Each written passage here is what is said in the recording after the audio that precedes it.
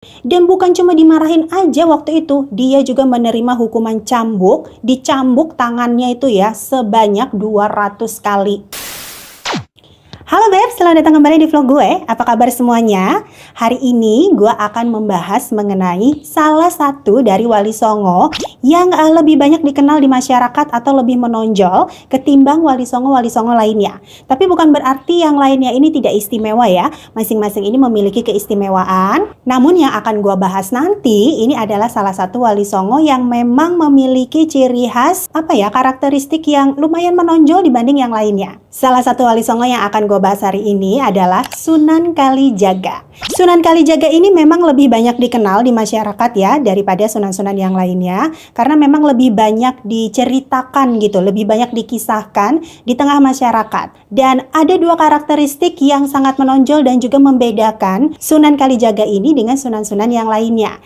Yang pertama dari gaya berpakaian atau berbusananya. Sunan Kalijaga ini kan dikenal sangat merakyat. Nah, hal ini atau karakter ini juga mempengaruhi cara dia berbusana.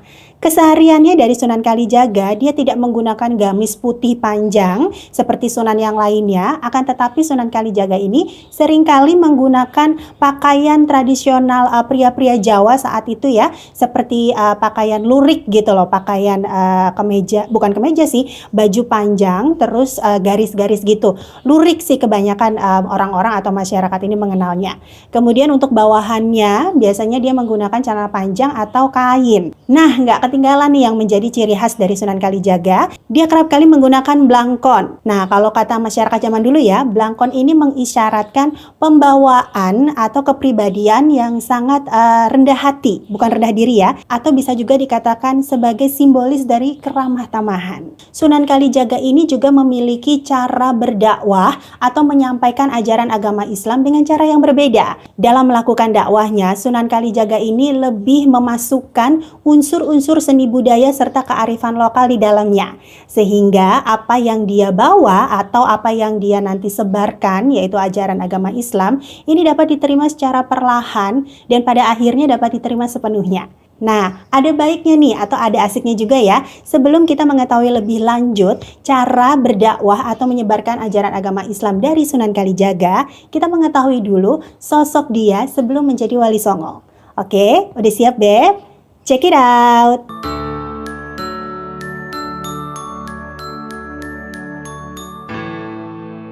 Menurut sejarah yang dikenal di masyarakat umum, Sunan Kalijaga memiliki nama asli yaitu Raden Mas Syahid atau dikenal juga dengan Raden Said. Beliau diperkirakan lahir di tahun 1450. Raden Said atau Sunan Kalijaga ini merupakan orang pribumi Jawa asli.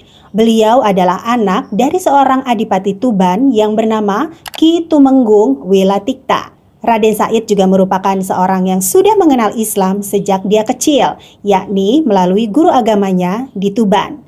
Raden Said adalah sosok yang dekat dan sangat peduli kepada rakyat jelata.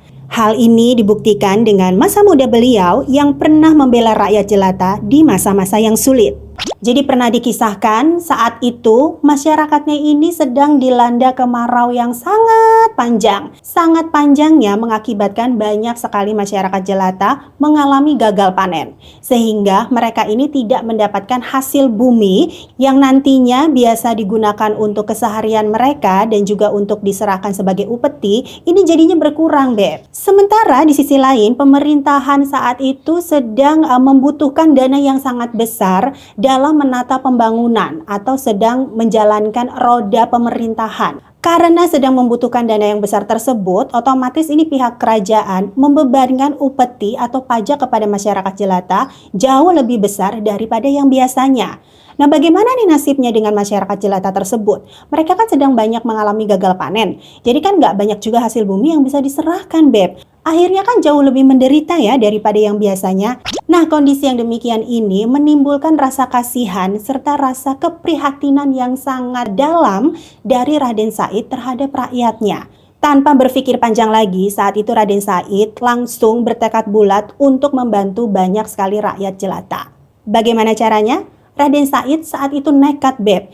Dia kemudian mencuri hasil bumi yang disimpan pada gudang penyimpanan yang ada di istana ayahnya.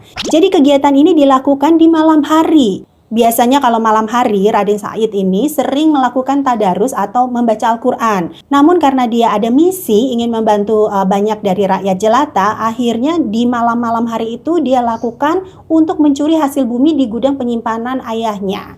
Nah, awal-awalnya ini nggak ada masalah, Beb. Lancar-lancar aja, smooth aja. Namun, suatu hari, penjaga dari gudang penyimpanan ini mulai curiga. Karena dia merasa kok hasil buminya makin hari makin berkurang. Harusnya kan ini nggak berkurang ya, bertambah. Karena upeti dari rakyat, hasil bumi yang dimintakan dari rakyat itu kan tiap harinya diambil. Jadi harusnya bertambah, bukan berkurang.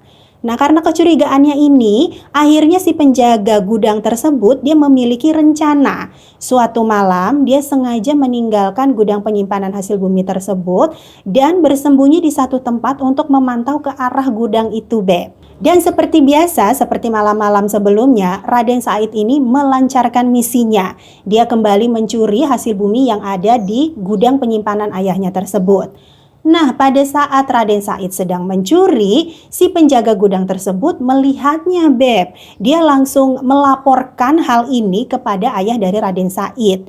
Serta-merta nggak lama kemudian Raden Said ini dipanggil sama ayahnya, diinterogasi, ditanya alasannya kenapa dia mencuri. Nah, Raden Said karena memang dia orangnya juga jujur ya, dia berkata sesungguhnya yang sebenar-benarnya kepada ayahnya. Ayahnya ini langsung memarahinya, Beb. Dan bukan cuma dimarahin aja waktu itu, dia juga menerima hukuman cambuk, dicambuk tangannya itu ya sebanyak 200 kali. Apakah Raden Said kemudian kapok? Enggak, Beb. Dia tetap melancarkan misinya. Tapi Raden Said ini tidak kembali mencuri di gudang penyimpanan yang ada di istana ayahnya. Melainkan Raden Said kembali mencuri di tempat atau di rumah-rumah orang kaya yang kala itu dikenal sangat pelit dan kikir. Dah, istilahnya dia jadi Robin Hood lah. Dia banyak mencuri di rumah-rumah orang kaya. Udah kan? Udah, ini juga lancar nih, dan dalam menjalankan aksinya mencuri di rumah-rumah orang kaya tersebut, dia menggunakan busana atau pakaian khusus, yaitu baju serba hitam dari ujung kepala sampai ujung kaki, terus dia katanya menggunakan topeng. Nah, sampai suatu hari nih, Beb, saat dia sedang melancarkan aksinya, ada seorang perampok asli yang memergokinya, Beb. Jadi dia ngeliat nih, selama ini memang dikenal udah kesebar gitu ya berita atau rumor banyak sekali rumah-rumah orang kaya yang kecurian atau kerampokan. Namun perampok-perampok asli ini dia nggak merasa kalau mereka atau komplotannya yang melakukannya, Beb. Sempet curiga juga, waduh kayaknya kita punya pesaing nih. Siapa nih kira-kira yang berani-berani di wilayah kita ngerampok rumah-rumah orang kaya itu? Sementara kita sendiri nggak ngerasa, ya kan? Nah, suatu hari kegep deh tuh Raden Said sama perampok aslinya. Si perampok aslinya ini sampai nyiriin Raden Said. Oh, dia pakai baju serba hitam nih, terus pakai topeng. Nah, karena itu si perampok aslinya ini jadi kepikiran. Dia ini punya ide supaya nggak ketahuan dan membiarkan penduduk ini nantinya menyangka kalau selama ini yang suka merampok di rumah-rumah mereka itu ya cuma Raden Said, nggak ada perampok yang lainnya. Sampai suatu malam nih, Beb, si perampok yang benerannya nih, yang aslinya, dia menjalankan aksinya dengan menggunakan busana yang hampir mirip dengan yang Raden Said kenakan. Dia tengah merampok satu rumah penduduk dan dia bukan cuma merampok, ternyata seorang wanita yang juga berada di dalam rumah tersebut ikut diperkosanya, Beb. Nah, pada saat si perempuan ini tengah teriak-teriak minta tolong, si perampok asli ini kegep sama Raden Said yang saat itu juga tengah menjalankan misinya. Dia mendengar nih suara perempuan teriak-teriak minta tolong. Akhirnya dia samperinkan ke arah suara tersebut dan betul di situ ada perampok. Raden Said yang saat itu berniat untuk menolong perempuan tadi justru malah disangkain dia yang menjadi perampok aslinya. Karena pada saat Raden Saidnya ini datang, perampok aslinya kan kabur. Tinggal Raden Saidnya kan yang ada di situ. Penduduk udah keburu datang, Beb. Udah keburu ngegerebek rumah itu. Ya terciduk lah udah itu Raden Said. Jadi disangkain dia pelakunya kan. Udahlah nggak pakai nunggu lama, ini Raden Said langsung dibawa ke rumah ayahnya. Ayahnya di situ udah murka minta ampun, Beb. Udah bukan marah lagi pokoknya. Udahlah murka, udahlah malu, udah campur aduk deh segala macam. Saking udah nggak tahu mesti digimanain lagi ini anaknya, kayaknya emang udah jadi berandal gitu ya. Akhirnya diusir Raden Said, Beb, pergi dari rumahnya.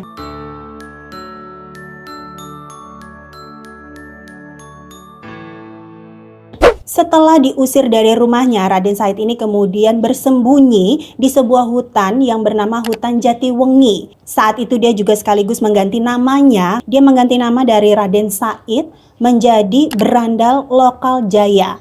Nah, kala itu dia tidak berhenti untuk menjalankan aksinya mencuri ke rumah-rumah orang kaya. Walaupun saat itu dia berdiam atau bersembunyi di dalam hutan, hal ini tetap dilakukan untuk banyak menolong rakyat jelata. Sampai suatu hari, Beb, ini ada seorang bapak tua, dia tengah melintasi hutan tempat Raden Said ini bersembunyi. Nah, saat itu bapak tuanya ini menggunakan pakaian serba putih, kemudian juga membawa tongkat. Raden Said yang saat itu tengah mengintai melihat dari kejauhan tongkat yang dibawa oleh orang tua tersebut itu mengeluarkan cahaya. Jadi tongkatnya ini sangat bersinar-sinar terang gitu, Beb. Seolah-olah tongkat ini terbuat dari emas. Dan hal itu juga yang ada di benaknya Raden Said.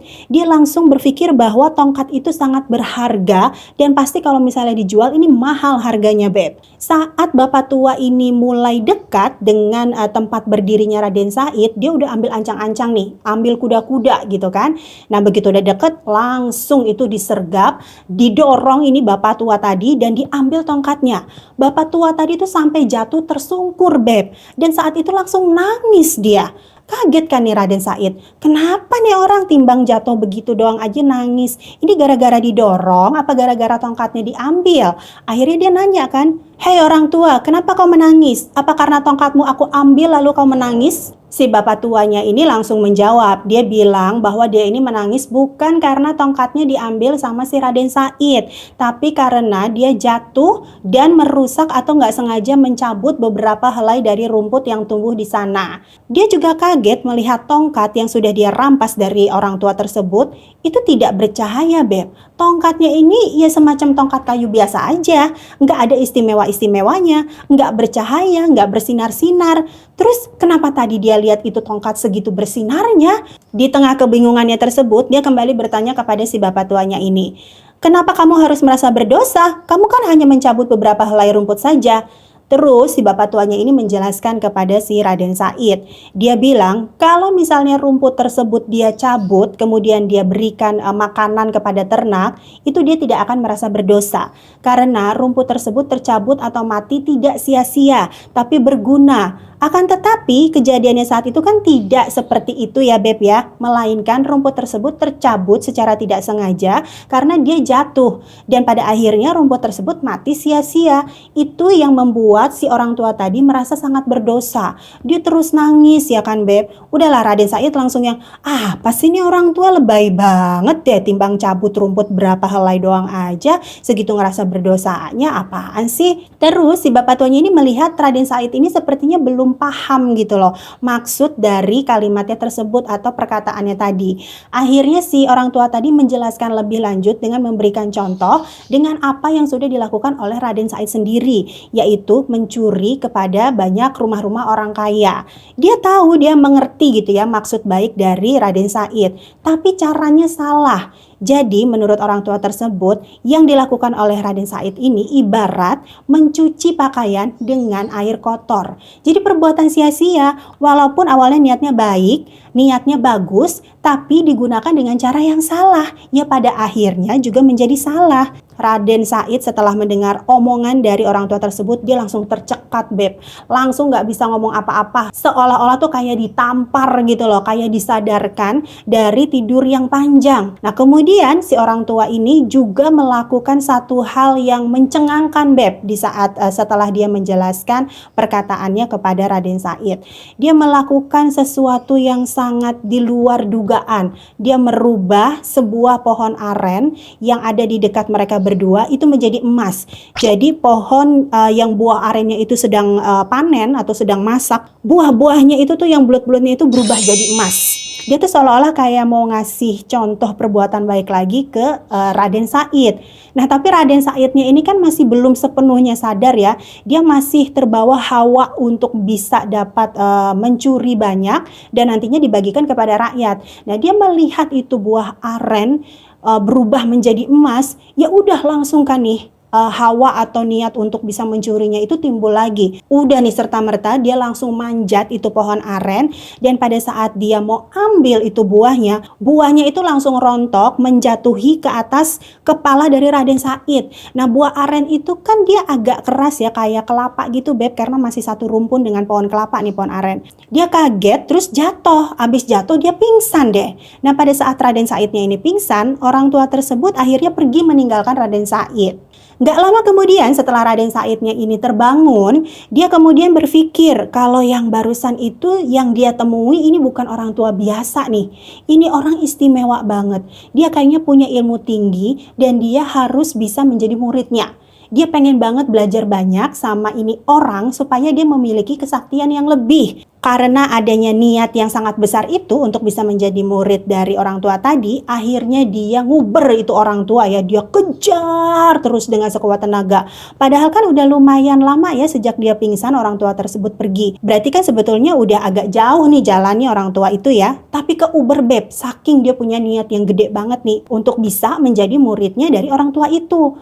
Nah, pada saat udah keuber nih, udah kekejar, udah dia langsung menyampaikan niatnya, minta diajak untuk dijadikan muridnya.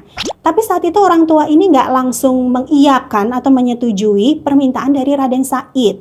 Dia langsung memberikan satu persyaratan.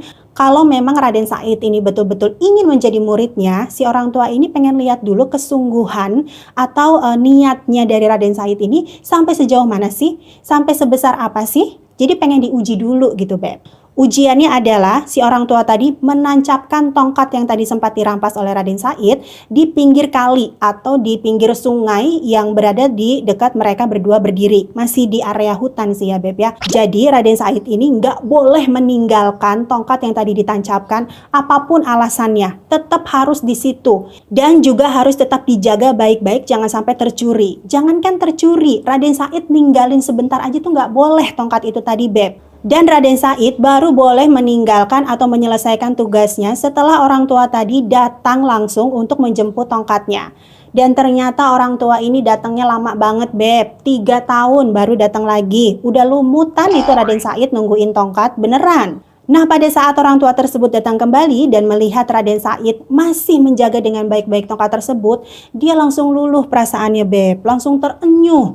Dan akhirnya orang tua tersebut mengajak Raden Said untuk ikut dirinya ke Tuban untuk mempelajari agama Islam. Dan saat itu Raden Said berubah namanya menjadi Sunan Kalijaga. Nah, kira-kira udah bisa nebak belum nih Beb, namanya Sunan Kalijaga dari mana? Jadi kalinya itu kan kali tempat tadi tongkatnya ditancepin ya Beb ya, di pinggir kali. Dan jaga tadi adalah nama yang diambil dari tugas atau amanah yang dibebankan kepada Raden Said saat dia menjaga tongkat yang ditancapkan tadi.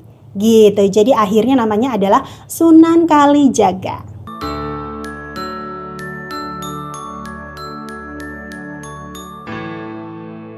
Orang tua yang menjadi guru dari Sunan Kalijaga ini diketahui ternyata bernama Sunan Bonang. Nah, Sunan Kalijaga ini setelah banyak mempelajari agama Islam, dia memulai dakwahnya di daerah Cirebon. Saat itu juga ternyata Sunan Kalijaga banyak mengislamkan penduduk yang berada bukan hanya di daerah Cirebon, tetapi juga di daerah Indramayu dan Pamanukan. Nah, metode dakwah yang dilakukan oleh Sunan Kalijaga ini menggunakan pendekatan melalui kesenian serta kearifan lokal. Sebelum melakukan dakwahnya ini, Sunan Kalijaga terlebih dahulu mempelajari atau melakukan pengenalan karakter terhadap masyarakat setempat. Nah, memang waktu itu diinformasikan ya, masyarakatnya saat itu mereka ini tidak terbuka dengan hal-hal baru. Terlebih lagi ini kan hal yang sangat sensitif ya Beb, yang sangat pribadi gitu loh, agama. Jadi makanya di sini Sunan Kalijaga dia terlebih dahulu melakukan pendekatan, dekat dulu gitu kan dengan masyarakatnya, tahu dulu karakteristiknya seperti apa, supaya pada saat memberikan dakwah ini nyampe gitu, walaupun secara perlahan, tapi pada akhirnya bisa diterima sepenuhnya. Masyarakatnya di saat itu ya Beb ya, di daerah Cirebon tersebut itu kan sangat menyukai sekali sama yang namanya kesenian. Nah, di sini Sunan Kalijaga dia banyak sekali menyumbangkan karya-karya berupa seni gitu loh. Seperti contohnya banyak membuat alat-alat musik tradisional, terus juga membuat karya-karya seni semacam syair atau puisi, terus juga dia membuat permainan-permainan tradisional untuk anak-anaknya, perencanaan alat-alat pertanian. Terus juga katanya nih ya, Raden Said atau Sunan Kalijaga dia juga ikut membuatkan pakaian. Jadi mungkin pakaian yang sedikit muslim ya, sedikit tertutup gitu ya Beb ya. Karena kan kalau zaman dulu tuh orang-orangnya kan pakai bajunya lebih setengah terbuka gitu. Nah, ini kalau sudah memeluk Islam kan sudah harus mulai tertutup bajunya kayak gitu. Ya itu, jadi pendekatannya memang dilakukan kepada aktivitas kesehariannya dulu, kesukaannya masyarakat seperti apa, karakternya, perilakunya seperti apa. Jadi mereka ini tidak merasa adanya orang asing yang akan mengganggu kenyamanan sekaligus kehidupan mereka yang sudah mereka jalankan dari dulu.